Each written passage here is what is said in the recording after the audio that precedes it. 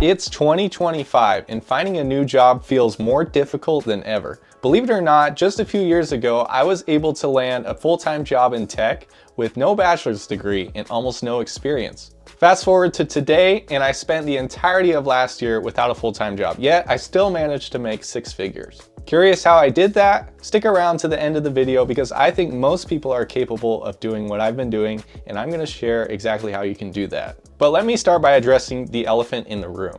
Yes, I think jobs are going away. It's no secret nowadays that more and more companies are relying on automation, AI, and restructuring in order to cut costs. You might have already personally experienced a layoff, or at the very least, you know someone who has been laid off within the last 24 months. But here's the flip side of that coin. It's actually never been easier to make a living as a full-time freelancer or contractor. Businesses still have needs, and often urgent needs, and they're way more willing to spend the money on a specialized contractor on demand than take the risk of adding another full-time employee to their payroll. And this has opened the door for people who are willing to specialize in certain skills to make way more money than they did as full-time employees. So with that being said, if you're looking for a new full-time role in 2025, that's completely understandable. But you'd be doing yourself a huge favor by also exploring freelance and contract work on the side while you look for a new role. And this is exactly what saved me last year while I was looking for a new full-time role, not only in my finances, but also in my mental health. While I was looking for a new role, I started taking contract work that was similar to the work that I was doing previously as a full-time employee.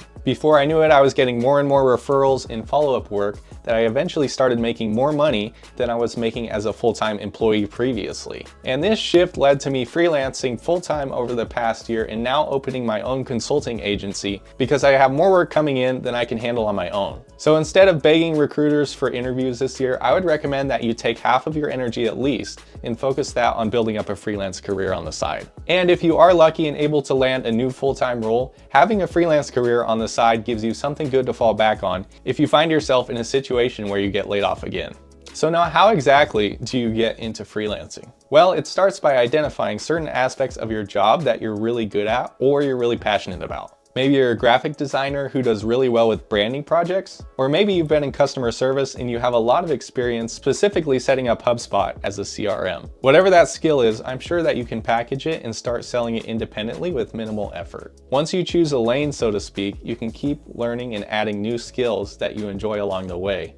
And this will allow you to greatly increase your hourly rate as you're able to achieve a certain result for a very specialized type of role. But if you're still not sure exactly what type of contract or freelance work you should do, then I would just recommend that you download an app called Upwork and start scrolling through job postings on there until you find something that you can be excited about. But with the economy changing so fast, in 2025, your ability to be flexible might be the difference between you making tens of thousands of dollars more per year. Because even if you do land a full-time role, there's no telling how long that same role will exist in a market that keeps reinventing itself. And as a freelancer, you're forced to always stay on your toes, learning new skills, pitching new clients, and diversifying the different ways that you make money. And for me personally, freelancing is leading to me having a full-blown consulting agency. What started just as a side hustle to keep the bills paid while I was laid off turned into something bigger than I ever thought it would be. So again, if you're looking for a new job in 2025 and you feel like the deck is stacked against you, then maybe it's time to explore a new angle. So whether you end up landing your dream job tomorrow or building a 6-figure freelance business like me,